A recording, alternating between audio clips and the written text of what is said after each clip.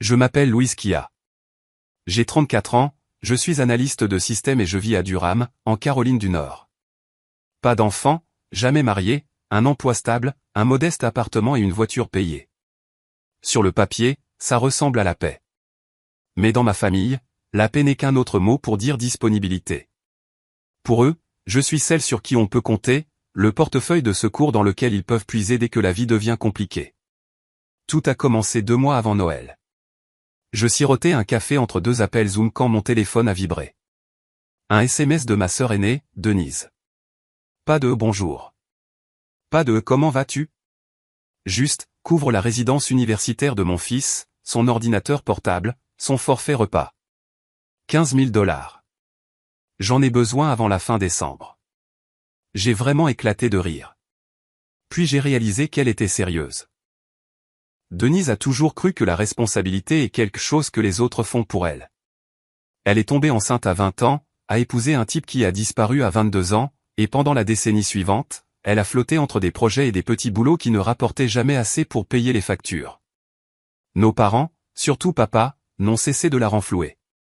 Quand leur patience s'est épuisée, elle a trouvé une nouvelle cible, moi. J'ai répondu par SMS, court et clair, ça n'arrivera pas. Pas de réponse, pas de culpabilisation, juste le silence pendant 3 jours. Je savais que son silence n'était pas la paix. C'était de la planification. 3 jours plus tard, une amie de ma salle de sport a appelé. Elle a dit qu'elle avait entendu mon père, Harold, discuter avec Denise après son entraînement matinal. Leur voix portait dans les vestiaires. Denise avait dit « Ne t'inquiète pas. Après le dîner de Noël, elle paiera. » Elle le fait toujours. Et papa, mon propre père, avait acquiescé et dit « C'est son rôle. » Elle le doit à la famille. Son rôle. Mon rôle. Ce mot est resté coincé comme du verre dans ma poitrine. Ils croyaient vraiment que j'étais né pour financer leur mauvais choix parce que je n'avais ni mari ni enfant, parce que j'avais eu la vie facile, parce que la réussite signifiait la servitude. Je ne les ai pas confrontés. Pas encore. Au lieu de cela, j'ai souri quand maman a appelé pour m'inviter au dîner de Noël, j'ai dit que j'apporterais le dessert et quelques cadeaux. Elle avait l'air ravie, soulagée, comme si tout était encore normal. Laissez-les penser que c'est normal, ai-je pensé. Laissez-les planifier la petite embuscade. Ce soir-là, je me suis assise à ma table de cuisine et j'ai ouvert mon ordinateur portable. Sur un onglet, mon compte bancaire, sur un autre, mon tableau de bord d'assurance. Tout d'abord, j'ai appelé ma société de carte de crédit et j'ai retiré Denise en tant qu'utilisatrice autorisée. Elle ne savait pas que j'avais remarqué tous ces frais d'essence et d'épicerie d'urgence au cours des derniers mois. Ensuite, j'ai appelé mon assureur automobile et je l'ai retiré du contrat, cette Camry d'occasion qu'elle conduisait, immatriculée à mon nom. Elle pensait que j'avais oublié. Ce n'était pas le cas. Le timing serait parfait. Sa couverture expirerait 6 jours après Noël, suffisamment de temps pour qu'elle fasse la fête avant de réaliser que le trajet était terminé. Pourtant, j'ai gardé les apparences. Quand elle a envoyé une photo de la robe qu'elle avait achetée pour le dîner de fête, j'ai répondu « Magnifique. Tu seras superbe. » J'ai même aidé à commander le cadeau de Caleb en ligne. Chaque mot, chaque emoji, un autre fil dans le piège qu'elle ne voyait pas venir. Mais à l'intérieur, mon esprit était un calcul glacial. Ce n'était pas de la vengeance. C'était de la récupération. J'avais passé ma vie d'adulte à payer pour les urgences des autres. Je voulais un Noël qui ne soit pas une transaction. Plus les fêtes approchaient, plus je me sentais légère, presque en paix, presque coupable de me sentir en paix. Puis la culpabilité a disparu, remplacée par quelque chose de plus vif, l'anticipation. Le matin de Noël, je me suis réveillé avant l'aube. La ville était immobile et argentée sous le givre. J'ai emballé les derniers cadeaux et glissé 3 enveloppes dans mon sac à main, chacune d'un blanc impeccable, identique, scellé. Elles ressemblaient à des chèques. Elles n'en étaient pas. Alors que je me tenais devant le miroir, je ne reconnaissais presque pas mon propre sourire. Il n'était plus doux ni poli. C'était une satisfaction tranquille, celle qui vient quand on arrête enfin de s'excuser d'exister. Ils pensent que je jouerai mon rôle pour toujours, ai-je murmuré à mon reflet. Ils ont oublié, c'est moi qui écris les règles. Et sur ce, j'ai attrapé mes clés, je suis sorti dans le froid et je me suis dirigé vers le dîner qui allait tout changer. l'air à l'intérieur de la maison de mes parents sentait la cannelle, le jambon glacé et la tension. Chaque Noël là-bas était le même, des lumières chaudes, des rires forcés et un courant sous-jacent de jugements discrets. Maman était dans la cuisine, fredonnant des chants de Noël, son bracelet en or cliquetant contre le bol pendant qu'elle mélangeait la purée de pommes de terre. Papa était assis en bout de table, polissant ses lunettes comme il le faisait toujours avant les conversations sérieuses. Denise est arrivée en retard, comme d'habitude, portant cette robe rouge que j'avais aidé à commander. Son fils, Caleb, suivait derrière, portant une pile de cadeaux emballés. Il m'a adressé un sourire timide. « Salut, tante Louise. »« Salut, gamin. » Je lui ai rendu son sourire, sincèrement. Rien de tout cela n'était de sa faute. Mais le sourire de Denise. C'était de la pure performance, le genre de sourire que les gens arborent quand ils croient déjà avoir gagné. Le dîner a été bruyant. Maman s'est inquiétée de la dinde. Papa a fait un cours magistral sur l'unité familiale, et Denise n'a cessé de lâcher de petits commentaires. Oh, Caleb est tellement excité pour le prochain semestre si tout se passe bien. Chaque phrase était un appât jeté en l'air comme des miettes de pain. J'ai fait semblant de ne pas remarquer, sirotant du vin, riant des histoires de Caleb sur les visites du campus. Finalement, après le dessert, papa a levé son verre. À la famille, a-t-il dit, à la générosité et à la tradition. Ses yeux se sont tournés vers moi. Denise s'est penchée en arrière sur sa chaise, a croisé les jambes et a souri. Voilà qui arrive, ai-je pensé. Louise, a-t-elle commencé doucement, à propos de l'université de Caleb. Je l'ai interrompue d'une voix calme. En fait, j'ai apporté quelque chose pour toi. Ses yeux se sont illuminés comme ceux d'un enfant le matin de Noël. J'ai fouillé dans mon sac à main et je lui ai tendu l'une des enveloppes. Elle l'a ouverte immédiatement, imaginant probablement un chèque. Son sourire a disparu, son front s'est plissé. Elle a sorti une seule feuille de papier, dactylographiée, centrée, simple, cette année, je n'offre des cadeaux qu'à ceux qui ne s'y attendent pas. Je récupère aussi ce qui m'appartient, la voiture, la carte et le contrôle. Joyeux Noël. Le silence qui a suivi était presque cinématographique. Le cliquetis des fourchettes s'est arrêté. Maman s'est figée en pleine gorgée. Papa a cligné des yeux, incertain s'il avait bien entendu. Puis Denise a ri, un rire aigu et faux qui s'est brisé à mi-chemin. Qu'est-ce que c'est censé vouloir dire ? Je me suis penché en arrière sur ma chaise. Ça veut dire que j'en ai fini d'être ton filet de sécurité. Ton assurance automobile expire dans 6 jours. La carte de crédit que tu utilises a été annulée. Tu devras gérer les frais de scolarité de Caleb comme tous les autres parents. Son visage est devenu rouge, puis blanc. Tu es incroyable, a-t-elle sifflé. Tu sais que je suis dans une situation difficile. Je sais que tu manipules, ai-je dit doucement. Maman s'est levée, la voix tremblante. Louise, tu ne peux pas faire ça. À Noël. En fait, c'est le moment idéal, ai-je dit, parce que c'est là que vous vous attendez tous au plus. Papa a claqué son verre sur la table. Ça suffit. Cette famille s'est toujours aidée. C'est drôle, ai-je répondu, parce que l'aide semble ne couler que dans un seul sens. Denise a jeté la note sur la table. Tu vas le regretter. Tu reviens toujours en rampant après t'être calmé. Je me suis levé. Non, Denise, pas cette fois. Caleb a regardé entre nous, les yeux grands ouverts, confus. Je me suis tourné vers lui et j'ai adouci mon ton. Tu es un bon garçon. Rien de tout ça n'est à propos de toi. Il a hoché la tête lentement. Je sais. Le reste n'a été que chaos. Maman a pleuré. Papa a crié. Denise est montée en trombe à l'étage, claquant la porte si fort qu'une décoration est tombée de l'arbre. Je suis restée assise, finissant mon vin au milieu de la tempête. C'était étrange de voir à quel point la paix pouvait être silencieuse quand tout le monde criait. Quand je suis finalement parti ce soir-là, je n'ai pas claqué la porte. Je suis sorti calmement, ne portant que mon manteau et mon sac à main. La neige avait commencé à tomber, des flocons doux s'amassant sur l'allée. Derrière moi, des voix résonnaient encore à travers les fenêtres, des accusations, de la culpabilité, de l'incrédulité. Au matin, mon téléphone était un champ de bataille, 15 appels manqués, des dizaines de SMS, la plupart de maman et de Denise, quelques-uns de cousins à qui je n'avais pas parlé depuis des années. Égoïste, cruel, tu as traumatisé ton neveu, tu vas le regretter. Et puis il y avait papa, pas de mots, juste le silence, qui, d'une certaine manière, coupait le plus profondément. À midi, le groupe de discussion familiale était en flammes. Ma cousine Kelly avait même posté quelque chose de vague sur Facebook. Ce sont toujours ceux qui n'ont pas de famille qui essaient de détruire le bonheur des autres. Tu mourras seule, ma sœur. Elle ne m'a pas tagué. Elle n'en avait pas besoin. Les murmures ont commencé rapidement.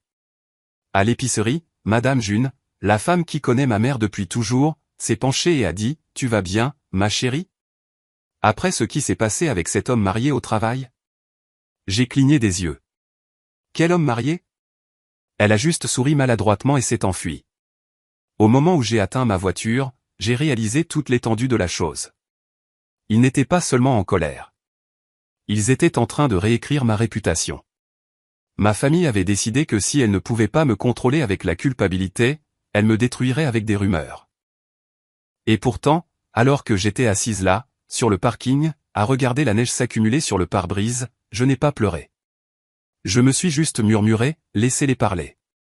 Parce que j'étais déjà en train de planifier quelque chose de plus grand, quelque chose de définitif. Au Nouvel An, les murmures s'étaient répandus plus vite que la grippe des fêtes. Partout où j'allais, il y avait le même regard, la sympathie enveloppée de commérage, le genre de demi-sourire que les gens arborent quand ils pensent connaître votre secret.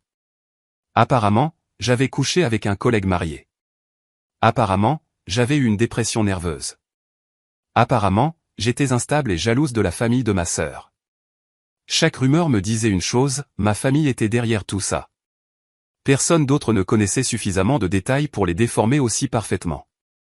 Au travail, une collègue d'un autre service m'a arrêté dans le couloir. « Et, je voulais juste prendre de tes nouvelles », a-t-elle dit doucement. « Si jamais tu as besoin de parler de quelque chose. » J'ai failli rire. Au lieu de cela, j'ai juste hoché la tête et j'ai continué à marcher. C'est alors que ça m'a frappé, il ne me punissait pas seulement pour avoir dit non. Il me punissait pour avoir changé le récit. Il ne pouvait pas supporter une version de l'histoire où je n'étais pas la méchante. Alors, j'ai commencé à construire mon propre dossier.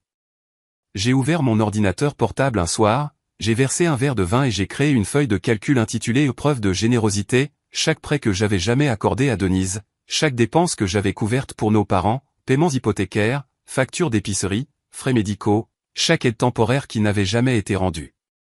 Le total s'élevait à 47 000 $. 47 000 $ de silence et d'obéissance. Je l'ai imprimé, non pas pour exiger un remboursement, mais pour me rappeler pourquoi j'en avais fini. Une semaine plus tard, j'ai discrètement quitté le groupe de discussion familiale. Puis j'ai bloqué le numéro de Denise, suivi de celui de maman, puis de celui de papa. Chaque blocage ressemblait à la section d'un membre qui ne m'avait jamais appartenu de toute façon. Pendant quelques jours, il y a eu la paix. Puis est venue la rage. 3 nuits plus tard, je me suis réveillé en sursaut à cause d'un flot de notifications vibrantes, d'appels manqués, de messages vocaux, de numéros inconnus. Je n'ai répondu à aucun d'eux, mais un message est passé avant que je ne mette mon téléphone en sourdine. Tu crois que tu peux juste t'éloigner de la famille? Tu reviendras en rampant quand tu seras seul. Ce n'était pas signé, mais j'ai reconnu la cadence de Denise.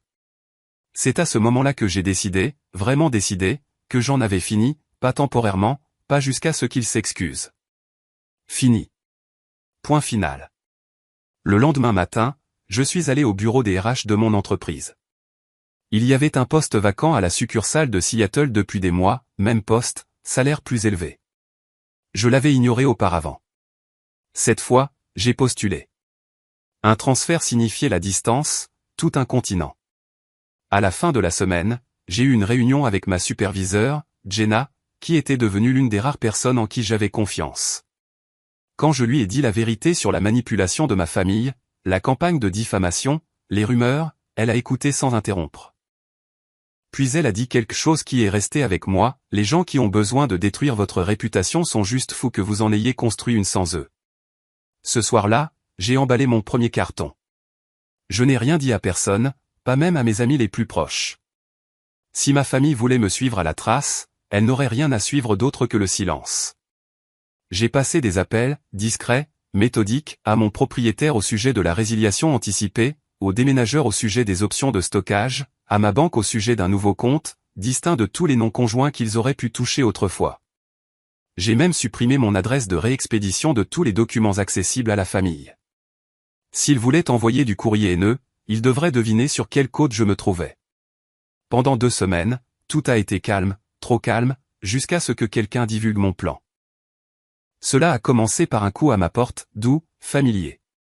Quand j'ai ouvert, maman était là, un plat de lasagne dans les mains, comme si la paix pouvait être cuite dans une cocotte. « Salut, ma chérie », a-t-elle dit, souriant trop largement. Je savais qu'elle n'était pas dans le coin. Mes parents habitent à 40 minutes. Je peux entrer? J'ai hésité. Une partie de moi voulait claquer la porte. Une autre partie voulait comprendre jusqu'où ils étaient prêts à aller. Je me suis écarté. Bien sûr. Elle est entrée comme si elle possédait les lieux, a posé le plat sur le comptoir et a commencé à bavarder sur Noël, sur Denise, sur la tension artérielle de papa, 10 minutes de bavardages insignifiants jusqu'à ce que son ton change. Nous savons que tu déménages, a-t-elle dit soudainement, son sourire s'estompa. Je n'ai pas répondu. Elle a continué, nous voulons juste comprendre pourquoi tu ne penses pas clairement, Louise. Pensez clairement. Voilà, la rétrogradation de égoïste à instable. Elle s'est penchée en avant, la voix douce comme une infirmière qui apaise un patient. Denise dit que tu fais tout ça parce que tu es seule, en colère, peut-être confuse. Je l'ai fixée du regard. Confuse à propos de quoi? Que tu n'as pas besoin de t'enfuir pour te sentir mieux. Tu as besoin d'être avec ta famille. Elle a fouillé dans son sac à main, en sortant un document plié. Mon pouce est accéléré. Qu'est-ce que c'est que ça? Elle l'a déplié et a lissé le papier sur ma table comme si c'était quelque chose de précieux. Le titre m'a frappé comme un coup de poing, procuration, un projet rédigé par Denise, signé par mon père en tant que témoin. Il stipulait que si jamais j'étais jugé en détresse émotionnelle ou incapable de porter un jugement sain, ma sœur aurait le contrôle de mes finances pour ma protection. Ma mâchoire s'est serrée. Tu te moques de moi. Maman a soupiré. Ma chérie, personne n'essaie de te faire du mal. Nous ne voulons tout simplement pas que tu prennes des décisions hâtives. J'ai croisé son regard, ferme, froid. Vous voulez m'empêcher de partir? C'est ça. Elle a hésité juste assez longtemps pour le confirmer. J'ai pris le papier et je l'ai déchiré proprement en deux, puis à nouveau, puis à nouveau. Chaque déchirure a résonné dans la pièce comme le tonnerre. Sors, ai-je dit doucement. Louise.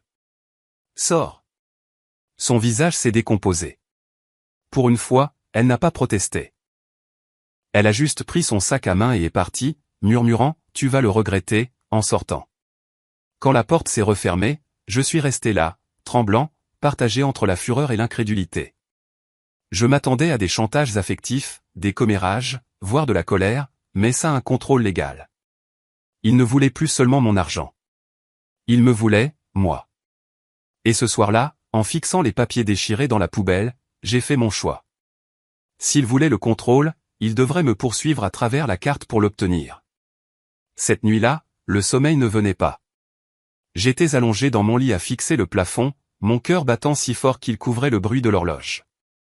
Ils n'essayaient pas seulement de me culpabiliser pour que je reste. Ils essayaient de posséder légalement mes décisions. Chaque instant de ma vie que j'avais autrefois considéré comme un simple drame familial se réorganisait soudain en un schéma, Denise empruntant sous mon nom, papa cosignant pour commodité, maman minimisant tout avec « tu sais comment est ta sœur ». Ils me conditionnaient au contrôle depuis que j'étais assez grande pour gagner un salaire. Au lever du soleil, je n'avais plus peur. J'en avais fini. Je me suis levé, j'ai préparé une cafetière et j'ai rédigé une liste intitulée « Dernières étapes ». Elle contenait 12 points. À la fin de cette semaine, je les aurais tous terminés. Première étape, confirmer le transfert à Seattle. J'ai envoyé un email à mon responsable avant 8 heures pétantes. La réponse est arrivée avant le déjeuner.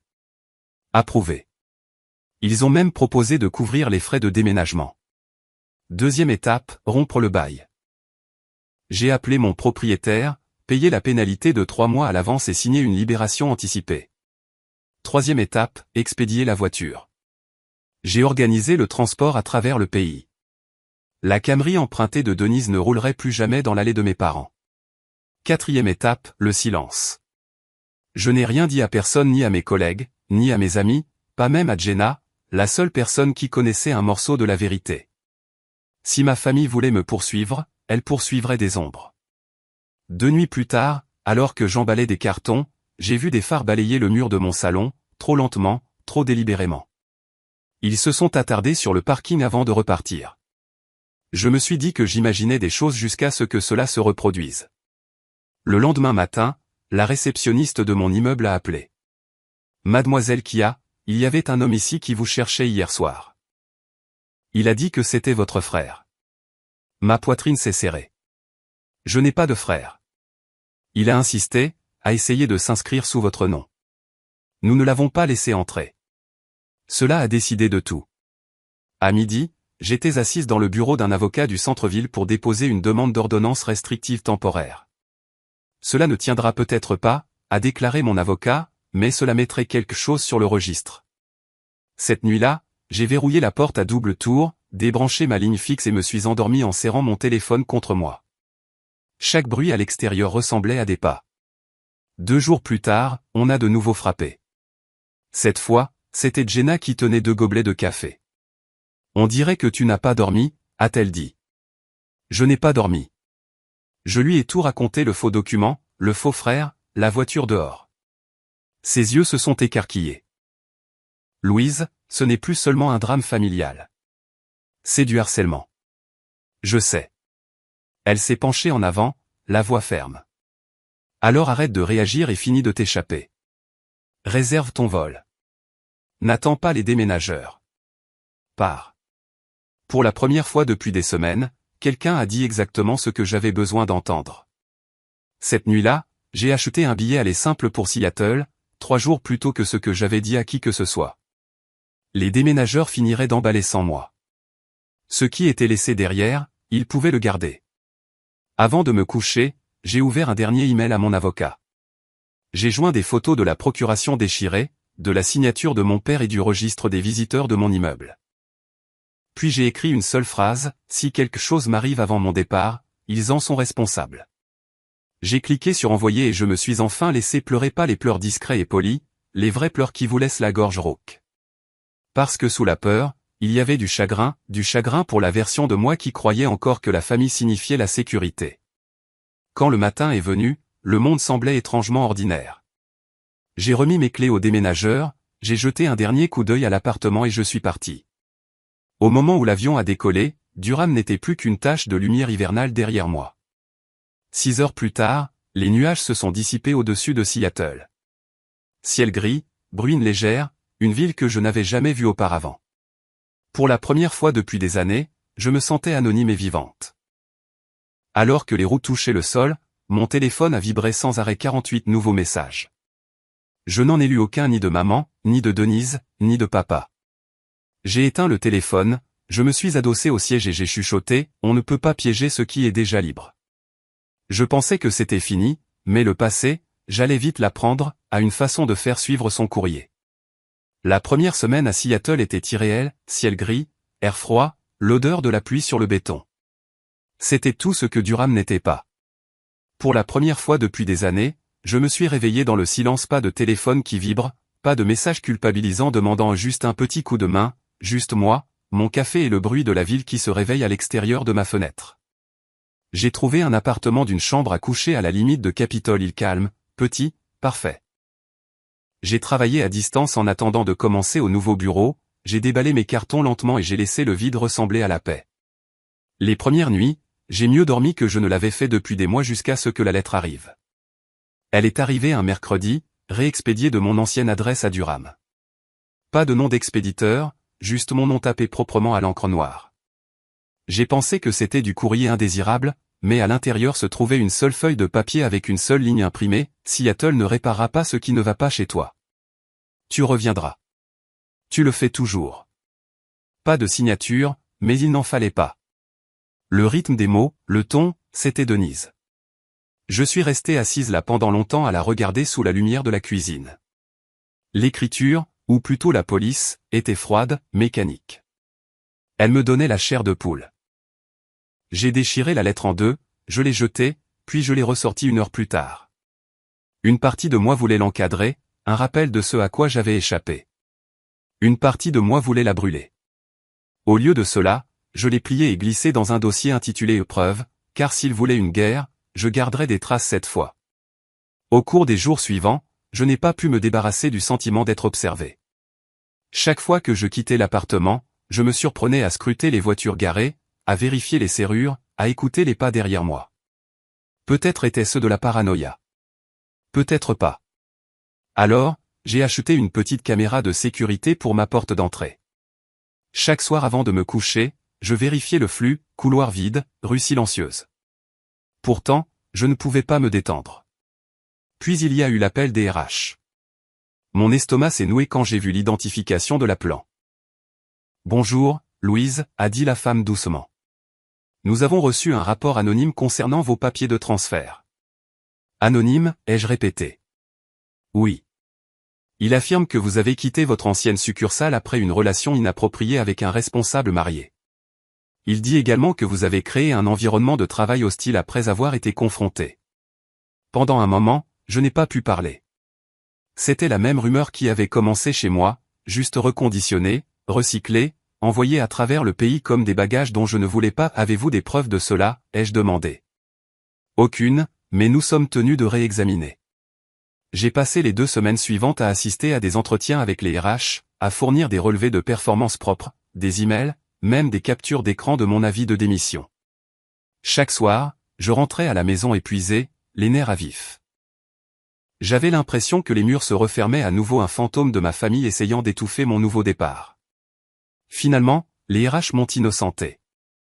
Pas d'inconduite, pas de preuves, pas de problème. Mais même lorsque j'ai été exonéré, je ne me suis pas senti libre, car je savais maintenant qu'ils n'avaient pas arrêté de parler de moi. Une semaine plus tard, une autre lettre est arrivée. Celle-ci manuscrite, avec la calligraphie soignée et démodée de mon père. « Louise, tu as trahi ta famille. Tu nous as humiliés devant tout le monde. Tu as quitté Caleb quand il avait le plus besoin de toi. Tu n'es plus la bienvenue dans cette maison. Ne reviens pas, papa. » Je l'ai lu 1 fois, 2 fois, puis je l'ai plié soigneusement et je l'ai placé à côté de la première. Les mots ne m'ont pas mis en colère. Ils m'ont vidé. Je me suis assise sur le bord du lit et j'ai laissé le chagrin venir tranquillement, pas parce qu'il me manquait, mais parce que j'avais enfin accepté qu'ils n'avaient jamais été ceux que je pensais qu'ils étaient. Cette nuit-là, j'ai commencé une thérapie. Au début, ce n'était que des séances en ligne, puis en personne. Ma thérapeute, le docteur Ménard, a dit quelque chose qui m'a marqué: tu ne brises pas ta famille, Louise. Tu brises le schéma qu'ils t'ont enseigné. C'est devenu mon mantra. Les semaines ont passé. J'ai créé un petit cercle d'amis, des collègues, des voisins, des personnes qui ne connaissaient pas l'histoire de mon nom de famille. J'ai fait de la randonnée. J'ai cuisiné. J'ai souri plus souvent sans me demander qui avait besoin de quelque chose de moi. Petit à petit, le silence a cessé de ressembler à une absence. Il a commencé à ressembler à la paix. Puis, 6 mois plus tard, j'ai reçu un message qui a brisé le silence une fois de plus. Il venait de Caleb. « Hey, tante Louise. Ils veulent te voir. Ils ont dit qu'ils étaient désolés. » J'ai regardé le texto pendant longtemps. Mon premier instinct a été l'incrédulité. Mon deuxième a été la crainte. Parce que dans ma famille, désolé ne signifiait jamais le remords. Cela signifiait une réinitialisation. Pourtant, une partie de moi, la plus petite, la plus folle, espérait peut-être que cette fois c'était vrai. Ils ont dit qu'ils avaient changé, a écrit Caleb un instant plus tard. Ils veulent arranger les choses. Je n'ai pas répondu tout de suite, mais cette nuit-là, je me suis assise sur mon balcon à regarder les lumières de la ville clignoter à travers la brume et j'ai pensé, peut-être qu'il était temps de les regarder dans les yeux une dernière fois. Pas pour une conclusion, pour une confirmation. Parce que parfois, il faut retourner au feu pour prouver qu'on est enfin inifugé. 2 semaines plus tard, j'étais de retour en Caroline du Nord. Le vol m'a semblé plus long qu'avant, comme si je volais à travers une vie passée que j'avais déjà enterrée. Je n'ai dit à personne que je venais, sauf à Caleb. Il a promis de me retrouver dans un café près de la maison de mes parents. Quand je l'ai vu, je l'ai à peine reconnu, plus grand, plus vif, une trace de malaise dans son sourire. « Tu n'étais pas obligé de venir », a-t-il dit doucement. « Je sais », ai-je répondu, mais j'avais besoin de voir par moi-même. Il a hésité, remuant son café. Ils ont été différents ces derniers temps. Maman est malade, et grand-père est plus silencieux. Je pense qu'ils ont peur. Peur de quoi? De perdre le contrôle, a-t-il dit, en levant les yeux. Je n'ai pas pu m'empêcher de sourire tristement. Alors ils apprennent enfin ce que signifie la perte. Cet après-midi-là, je suis remonté jusqu'à la vieille maison. Au moment où je suis sorti de la voiture, je l'ai senti, le poids dans l'air. La même lumière de Porsche, le même paillasson usé, mais la chaleur avait disparu. Maman a ouvert la porte, plus mince qu'avant, enveloppée dans un châle. Louise, a-t-elle soufflé. Tu as l'air bien. Toi aussi, ai-je menti. Papa était dans le salon, assis près de la cheminée, les yeux fixés sur les flammes. Denise se tenait près de la table, feuilletant un dossier dans ses mains. Pas de câlin, pas de sourire, juste le bourdonnement silencieux d'une civilité maladroite. Merci d'être venu, a dit papa, la voix tendue. Nous voulions parler d'aller de l'avant. Denise a hoché la tête rapidement, comme si elle avait répété cela. Oui, nous avons tous fait des erreurs, et maintenant nous voulons juste reconstruire ensemble. Elle a poussé le dossier sur la table vers moi. Mon estomac s'est serré. Qu'est-ce que c'est, ai-je demandé. C'est un accord de contribution familiale, a dit papa, en s'éclaircissant la gorge. Rien d'important, juste quelque chose pour que les choses soient équitables à l'avenir. Tu te débrouilles bien à Seattle, et Caleb a toujours besoin de ses frais de scolarité, plus les médicaments de ta mère. Mon pouls a battu dans mes oreilles alors que j'ouvrais le dossier. C'était un contrat imprimé, un document d'apparence légale demandant que je contribue 22 000 $ par an au soutien familial et aux urgences. Une ligne de signature attendait en bas. J'ai laissé échapper un petit rire incrédule. Alors, c'est à ça que ressemble et désolé? Denise a froncé les sourcils. Louise, ne déforme pas. C'est ainsi que les familles guérissent, en partageant les responsabilités. Je me suis levé lentement. Les responsabilités? Tu veux dire le contrôle. La voix de papa s'est durcie. Nous t'avons tout donné, un toit, une éducation, du soutien. Vous m'avez donné des attentes, ai-je interrompu, ma voix calme mais ferme, et des factures pour l'affection. Les yeux de maman se sont remplis de larmes. Nous voulons juste la paix. Alors arrêtez d'essayer de l'acheter, ai-je dit. Je me suis tourné vers Caleb, qui avait l'air déchiré. Tu étais au courant de ça. Il a secoué la tête rapidement. Je jure que non. Je lui ai dit de ne pas faire ça. Je l'ai cru. Sans un autre mot, j'ai fermé le dossier, je l'ai reposé doucement sur la table et j'ai pris mon manteau. Papa a commencé à parler, mais je l'ai arrêté d'un regard. Je ne suis pas venu ici pour négocier, ai-je dit. Je suis venu pour confirmer que rien n'a changé. Puis je suis sorti. Alors que j'atteignais ma voiture, mon téléphone a vibré. Un texto de Denise, ravi de t'avoir vu. Je vais raconter à tout le monde ce qui s'est vraiment passé avec ce VP à Seattle. J'ai regardé l'écran pendant un moment, puis j'ai cliqué sur bloquer. Le trajet jusqu'à l'aéroport était plus léger que celui depuis l'aéroport, pas de larmes cette fois, pas de regrets, juste la certitude. Avant d'embarquer, j'ai ouvert mon ordinateur portable, j'ai joint un dossier de fichiers des scans de la fausse procuration, des lettres de menaces, du faux contrat et je l'ai envoyé à mon avocat avec une seule ligne, je ne veux plus rien qui me lie à eux. Puis j'ai éteint mon téléphone et j'ai embarqué. 6 mois plus tard, Seattle était devenue ma maison. Les cauchemars avaient cessé. Le travail prospérait. J'avais commencé à sortir avec quelqu'un, rien de dramatique, juste gentil, stable, réel. Pour une fois, la vie semblait normale.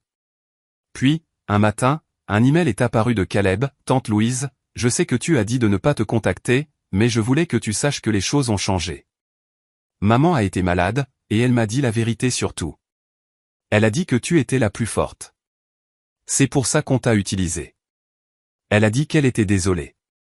Je l'ai lu 3 fois, puis une 4e, et pour la première fois depuis des années, mes mains ont tremblé pas de colère, mais de soulagement. 2 semaines plus tard, je suis revenu en avion, pas pour eux, pour une conclusion. La maison était plus petite, plus silencieuse, vidée de son bruit et de son pouvoir. Denise était assise sur le canapé, pâle et fatiguée. Maman avait l'air frêle mais sincère. Papa a croisé mon regard et a dit, tu avais raison sur tout. Pas d'excuses, pas de paperasse, pas de demande, juste la vérité. Tard, mais réel. Je suis resté